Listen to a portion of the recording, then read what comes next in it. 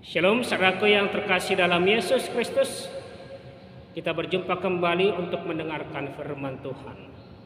Dan firman Tuhan yang menjadi khotbah bagi kita pada hari ini diambil dari kitab Kejadian pasal 18 ayat 22 sampai dengan ayatnya yang ke-33. Seturut dengan terang tema bagi kita, doa memohon keselamatan. Saya akan bacakan bagi kita Kejadian 18 ayat 22 sampai dengan ayat 33. Demikian firman Tuhan. Lalu berpalinglah orang-orang itu dari situ dan berjalan ke Sodom, tetapi Abraham masih tetap berdiri di hadapan Tuhan. Abraham datang mendekat dan berkata, "Apakah engkau akan melenyapkan orang benar bersama-sama dengan orang fasik? Bagaimana sekiranya ada 50 orang benar dalam kota itu? Apakah engkau akan melenyapkan tempat itu dan tidak engkau mengampuninya karena ke-50 orang benar yang ada di dalamnya itu? Jauhlah kiranya daripadamu untuk berbuat demikian, membunuh orang benar bersama-sama dengan orang fasik, sehingga orang benar itu seolah-olah sama dengan orang fasik. Jauhlah kiranya yang demikian daripadamu. Masakan hakim segenap bumi tidak menghukum dengan adil?" Tuhan berfirman, "Jika kau dapati 50 orang benar dalam kota Sodom, aku akan mengampuni seluruh tempat itu karena mereka." Abraham menyahut, "Sesungguhnya aku telah memberanikan diri berkata kepada Tuhan, walaupun aku debu dan abu, sekiranya kurang 55 orang dari ke-50 orang benar itu, apakah engkau akan memusnahkan seluruh kota itu karena yang kelima itu?" Firman-Nya, "Aku tidak memusnahkannya jika aku dapati 45 di sana." Lagi Abraham melanjutkan perkataannya kepadanya, "Sekiranya 40 didapati di sana." Firman-Nya, "Aku tidak akan berbuat demikian karena 40 itu." Katanya, "Janganlah kiranya Tuhan murka kalau aku berkata sekali lagi, sekiranya 30 didapati di sana." Firman-Nya, "Aku tidak akan berbuat demikian jika aku dapati 30 di sana." Katanya, "Sesungguhnya aku telah memberikan diri berkata kepada Tuhan, sekiranya 20 didapati di sana." Firman-Nya, "Aku tidak akan memusnahkannya karena yang 20 itu." Katanya, "Janganlah kiranya Tuhan murka kalau aku berkata lagi sekali ini saja, sekiranya 10 didapati di sana." Firman-Nya, "Aku tidak akan memusnahkannya karena yang 10 itu." Lalu pergilah Tuhan setelah ia selesai berfirman kepada Abraham, dan kembalilah Abraham ke tempat tinggalnya. Sampai sejauh demikian pembacaan firman Tuhan. Sekali lagi yang menjadi tema bagi kita pada hari ini, doa memohon keselamatan. Saudara-saudara yang terkasih dalam Yesus Kristus, teks kita pada hari ini merupakan salah satu teks yang luar biasa tentang cerita Abraham bersama dengan Tuhan. Teks ini juga menyediakan pintu masuk dan kunci penting untuk kita memahami kondisi Sodom dan Gomora yang sudah jahat di mata Tuhan dan akan mendapatkan hukuman. Dan kita memahami kehancuran Sodom dan Gomora karena tidak ditemukan 10 orang benar di sana. Saudaraku yang terkasih dalam Yesus Kristus, dari teks yang kita dengarkan tadi, pertemuan Tuhan dengan Abraham sangat menarik karena Abraham mencoba berunding dengan Tuhan. Dia mencoba untuk bernegosiasi dengan Tuhan dan tampaknya mencoba membuat Tuhan mengubah pikirannya tentang masalah tertentu, yaitu hukuman Sodom dan Gomora. Dan sejujurnya begitulah cara kita berdoa sering. Doa kita sering mendesak Tuhan agar Tuhan mengubah pikirannya, agar Tuhan mengubah rencananya tentang kita. Apakah memang doa itu tawar-menawar dengan Tuhan agar Tuhan melakukan apa yang kita inginkan? Tentu saja saudaraku yang terkasih dalam Yesus Kristus, teks kita hari ini lebih dalam dari itu. Kita akan melihat hal yang luar biasa tentang doa dan hubungan yang dimiliki orang percaya dengan Tuhan itu. Kalau kita membaca kitab Kejadian yang menjadi latar belakang dari nats kita hari ini, Di sana diceritakan setelah tamu-tamu Abraham makan, minum, dan beristirahat, Abraham mengantar mereka ke jalan.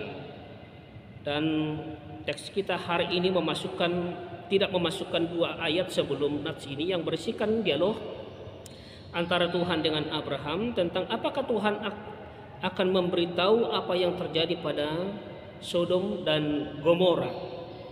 Tuhan tidak ingin merahasiakan rencananya dari Abraham, sehingga Tuhan memberitahukan rencananya itu kepada Abraham supaya ia memerintahkan keturunannya supaya tidak hidup menurut jalan yang tidak diinginkan Tuhan, tetapi hidup menurut jalannya Tuhan dengan melakukan kebenaran, dengan melakukan keadilan, supaya Tuhan memenuhi Abraham dengan berkatnya sebagaimana yang dijanjikan oleh Allah kepada Abraham. Kalau kita membaca dalam ayat 20, sesudah itu berfirmanlah Tuhan, sesungguhnya banyak keluh kesah orang tentang Sodom dan Gomora, dan sesungguhnya sangat berat dosa.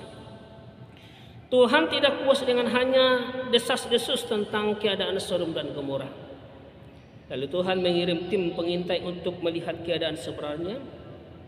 Dan menarik, dari nats ini kita melihat Tuhan tidak terburu-buru dalam mengambil keputusan langsung menghukum Sodom Gomora. Ada pelajaran yang kita boleh lihat dari sini, sebagaimana manusia sering juga berbuat hal yang salah. Seringkali kita terlalu cepat mengambil kesimpulan dan tidak bertindak tanpa mencari kebenaran sendiri. Keputusan Tuhan untuk menghancurkan Sodom dan Gomora ini, saudaraku, ini yang menjadi awal dari teks khotbah kita pada hari ini. Menyadari adanya potensi kehancuran Sodom dan Gomora, perlu kita ingat bahwa nats ini menyiratkan bahwa Tuhan adalah dari salah satu tamu daripada Abraham itu. Salah satu dari 3 tamu Abraham, dan 2 di antara tamu itu pergi menuju Sodom dan Gomora, dan Tuhan tinggal bersama dengan Abraham, berbincang-bincang dengan Abraham. Poin pentingnya adalah bahwa Abraham dan Tuhan dapat berbincang secara pribadi kepada Tuhan. Dan mari kita lihat nats ini untuk mengetahui apakah 2 yang sebenarnya, karena tema kita pada hari ini 2 memohon keselamatan. Intinya adalah 2. Sekali lagi, intinya adalah 2. Doa yang pertama berdua dengan Tuhan. Dalam ayat 22 sampai ayat 23 dikatakan tadi, lalu berpalinglah orang-orang itu dari situ dan berjalan ke Sodom, tetapi Abraham masih tetap berdiri di hadapan Tuhan. Abraham datang mendekat. Poin penting dari kedua nats ini adalah Abraham masih tetap berdiri dan datang mendekat kepada Tuhan. Disinilah hakikat 2, saudaraku. Yang pertama, Abraham berdiri dan datang mendekat. Ada perkataan datang mendekat, semakin dekat kepada Tuhan. Artinya hakikat 2 itu sebenarnya pertama sekali yang datang kepada kita adalah Tuhan, bukan kita yang datang kepada Tuhan. Itu yang pertama. Tuhan terlebih dahulu datang kepada Abraham, maka Abraham datang semakin dekat kepada Tuhan. Dia merapatkan dirinya kepada Tuhan. Artinya dalam hal doa bahwa Tuhan itu tidak jauh dari kita, tetapi Dia dekat dengan kita. Maka yang perlu kita lakukan adalah semakin melekat kepada Tuhan, semakin mendekat kepada Tuhan. Kedua, saudaraku, dipakai mendekat dalam keadaan atau ketenangan. Bahasa mendekat artinya juga di sana mendekat dalam keadaan damai atau ketenangan, dan mendekat dalam memohon, artinya berdoa. Artinya Abraham mendekat kepada Tuhan dalam rasa damai, dalam rasa tenang, di dalam permohonannya, di dalam doanya kepada Tuhan. Abraham memohon sesuatu kepada Tuhan dalam kedekatan hubungannya dengan Tuhan. Dengan demikian, 2 juga merupakan sesuatu yang melibatkan kedekatan fisik. Kedekatan fisik yang membawa orang lebih dekat secara fisik dengan objek doa kita. 2 mungkin paling baik dipahami di sini sebagai permohonan, sikap inti dalam doa. Permohonan tidak dilakukan hanya dengan kata-kata, melainkan mendekat secara fisik kepada siapa kita memohon itu. Berdoa adalah aku dengan Tuhan, atau berdua dengan Tuhan, dan dalam keadaan hening. Abraham ditinggalkan sendirian bersama Tuhan, hanya mereka berdua. Mereka berdoaan di perbukitan Yudea, memandang laut mati, hening. Hanya mereka berdua. Rasanya seperti Adam dan Hawa waktu di Taman Eden, berjalan bersama di Taman Eden. Momen antara Abraham dan Tuhan merupakan momen yang intim, momen yang tenang, saat mereka berdiri bersama sambil memendangi ciptaan Tuhan, mengatakan hal-hal yang mustahil dikatakannya di depan orang. Momen ini sangat intim, momen yang sangat kuat. Artinya saudaraku yang terkasih dalam Yesus Kristus, ketika kita berdoa, kita diberi hak istimewa untuk masuk ke dalam hadirat Allah itu sendiri, untuk mencurahkan isi hati kita, untuk mencurahkan isi pikiran kita kepadanya, dan momen keintiman yang mutlak. Di sana pemazmur juga menuliskan dalam Mazmur 139 ayat 4. Dikatakan, sebelum perkataan itu sampai di lidahku, sesungguhnya ya Tuhan, Engkau telah mengetahuinya seluruhnya. Itu adalah pemikiran yang luar biasa, bahwa dalam doa kita sepenuhnya terjalin dengan Tuhan. Begitu dekat dan tidak ada yang dapat memisahkan kita dengan Tuhan. Tidak masalah jika kita merasa doa kita tidak memadai, sebab seseorang pernah berkata, jangan takut karena doamu terbata-bata, kata-katamu lemah, dan bahasamu buruk. Yesus dapat memahamimu. Memadukan keberanian dan kerendahan hati kepada Yesus, kepada Tuhan, itulah yang terpenting. Maka poin kedua dari nats kita hari ini menarik. Bisakah kita mendesak Tuhan? Itu menjadi pertanyaan penting. Pertanyaan yang mungkin sepertinya agak sombong. Kenapa? Karena itulah doa. Berdoa itu sepertinya berjalan di atas seutas tali yang membutuhkan keseimbangan agar jangan terjatuh. Dalam berdoa kita perlu menyeimbangkan antara keberanian dan kerendahan hati. Saudara-saudara yang terkasih dalam Yesus Kristus, telah mendengarkan rencana Tuhan untuk menghancurkan Sodom dan Gomora, Abraham memberanikan diri dan berkata, apakah engkau akan melenyapkan orang benar bersama-sama dengan orang fasik? Jauhlah kiranya daripadamu untuk berbuat demikian. Masakan hakim segenap bumi tidak menghukum dengan adil? Sekiranya kurang 5 orang dari ke-50, 40, 30, 20, 10. Ini menarik kita perhatikan dalam ayat 23 sampai dengan ayat 29. Abraham memberanikan diri meminta sesuatu hingga di luar batas kemampuannya dalam doa. Dia berani mendekati Tuhan dan menyampaikan permohonannya kepada Tuhan yang hanya mungkin dilakukan karena ia melakukan hubungan pribadi dengan Tuhan. Ini yang luar biasa. Pertanyaan Abraham merupakan desakan kepada Tuhan untuk menunjukkan keadilan Tuhan. Apakah adil bahwa orang yang tidak bersalah menderita karena orang lain? Dan dalam percakapan berikutnya kita lihat tadi Abraham berhasil meyakinkan Tuhan untuk setuju bahwa jika hanya 10 orang benar ditemukan dalam kota itu, Tuhan akan mengampuni mereka. Namun apa kunci keberhasilan Abraham? Berhasil meyakinkan Tuhan untuk menyetujui permohonannya. Kita ingat kembali orang yang berjalan di atas seutas tali tadi, saudaraku.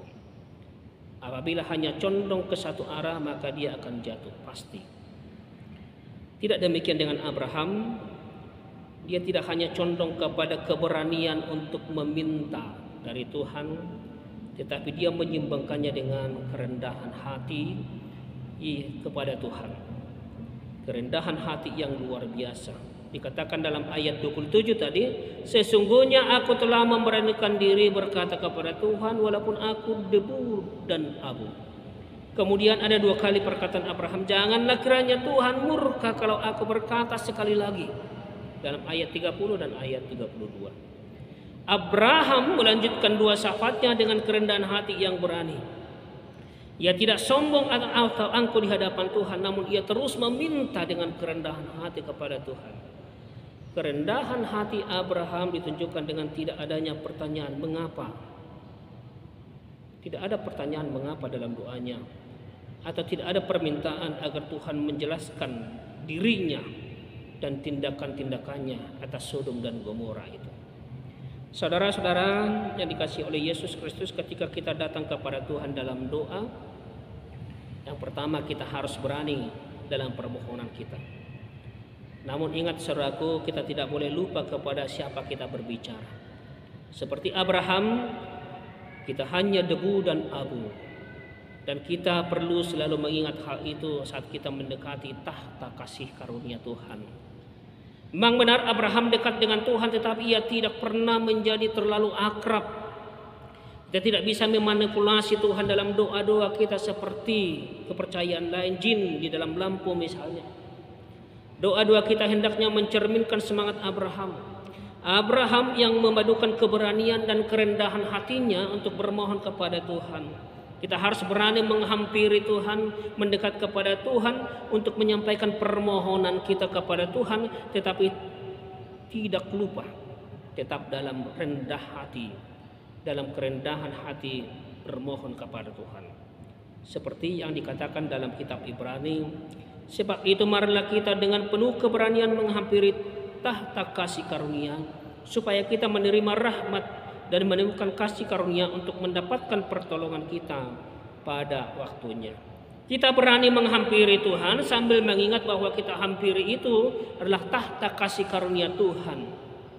Yang artinya hanya oleh karena kasih karunia Tuhan melalui Yesus Kristus kita dapat mendekati tahta Tuhan dan berbicara kepada Tuhan. Menyelami hati Tuhan. Saudaraku yang terkasih dalam Yesus Kristus, kita semua memiliki keinginan agar semua kesalahan, agar semua juga kekurangan kita Tuhan ampuni. Dan kita semua memiliki keinginan agar semua doa kita dikabulkan oleh Tuhan. Dan sering sekali kita memiliki tujuan agar doa kita dikabulkan oleh Tuhan. Memang benar itulah tujuan kita, agar doa kita dikabulkan. Kita berdoa, kita memuji Tuhan, kita bernyanyi memuji Tuhan, kita beribadah, kita membaca firman Tuhan, kita membaca Alkitab dan lain-lain. Kita melakukannya dengan tujuan agar doa kita dikabulkan oleh Tuhan. Saudara-saudara yang terkasih dalam Yesus Kristus, memang sekilas cara Abraham berbicara kepada Tuhan dengan melakukan tawar-menawar dengan Tuhan tampaknya memiliki agenda atau maksud untuk menyelamatkan penduduk Sodom dan Gomora. Benar, namun jika menelah lebih dalam objek doanya, bukankah penduduk kedua kota itu bukan hanya kepada penduduk kedua kota itu, melainkan hakikat Tuhan sendiri. Kalau kita lihat dalam ayat 25 misalnya, jauhlah kiranya daripadamu untuk berbuat demikian, membunuh orang benar bersama-sama dengan orang fasik, sehingga orang benar itu seolah-olah sama dengan orang fasik. Jauhlah kiranya yang demikian daripadamu. Masakan hakim segenap bumi dan hukum dengan adil? Kita melihat saudaraku bahwa masalah sebenarnya bukan orang Sodom saja yang menjadi masalah, melainkan mengingat Tuhan akan sifat apa? Yang setia dan Tuhan yang maha pengampun. Saudaraku, doa yang efektif berbicara tentang mengetahui siapa Tuhan itu dan bagaimana Tuhan itu bekerja dalam situasi tertentu. Doa yang efektif tidak memandang dirinya sebagai penonton pasif atau apa yang Tuhan lakukan, tetapi doa yang efektif itu bertindak seolah-olah harus mengingatkan Tuhan dalam doa itu. Doa yang efektif adalah doa yang mengingatkan Tuhan. Bukan berarti Tuhan pelupa saudaraku, namun menunjukkan kesungguhan kita dalam meminta atau memohon.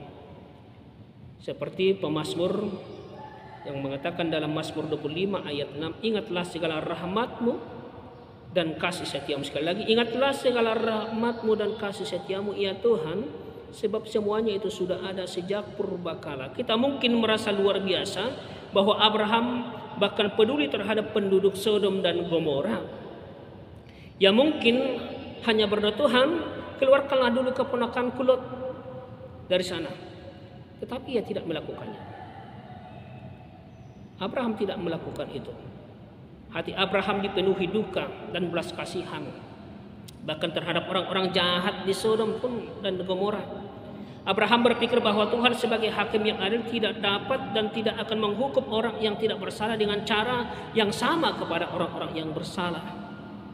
Abraham sedang menyelami hati Tuhan. Hal ini juga terlihat dari tawar-menawar tadi yang dilakukan oleh Abraham. Dan dari tawar-menawar itu terlihat jawaban Tuhan, aku akan mengampuni seluruh tempat itu karena mereka. Dan kata, aku tidak memusnahkannya jika kudapati. Dari tawar-menawar ini kita melihat bahwa Abraham menyelami hati Tuhan. Tuhan pada hakikatnya adalah kebenaran dan keadilan, kasih dan keadilan. Dan ini sangat penting bagi kita untuk membantu kita memahami keselamatan kita. Karena kita harus menyadari dosa dan kekotoran hidup kita di hadapan Tuhan. Namun Tuhan itu maha adil, Tuhan itu maha kasih, Tuhan itu maha pengampun. Saudara-saudara yang terkasih dalam Yesus Kristus, jadi ketika kita berdoa memohon pengampunan Tuhan, berdoa meminta pengampunan dosa kita, kita tidak sedang memohon kepada Tuhan dan berharap Tuhan sedang baik hati. Tidak ada yang berubah-ubah dan tidak ada yang terduga tentang pengampunan Tuhan. Tuhan berdasarkan kodratnya, karena Dia benar akan selalu mengampuni. Jika tidak, Dia bukan Tuhan. Seperti yang tertulis di dalam Yohanes 1 ayat 9 dikatakan, jika kita mengaku dosa kita, maka Ia adalah setia dan adil, sehingga Ia akan mengampuni segala dosa kita dan menyucikan kita dari segala kejahatan. Tujuan doa adalah mencari dan menemukan isi hati atau kehendak Tuhan dalam kehidupan kita. Tidak masalah saudaraku jika kita kurang mampu, jika kita kurang pintar untuk berkata-kata mengungkapkan doa kita, tidak mampu untuk berkata-kata indah dalam doa kita. Ketika kita berdoa, semakin sederhana doa kita, semakin baik.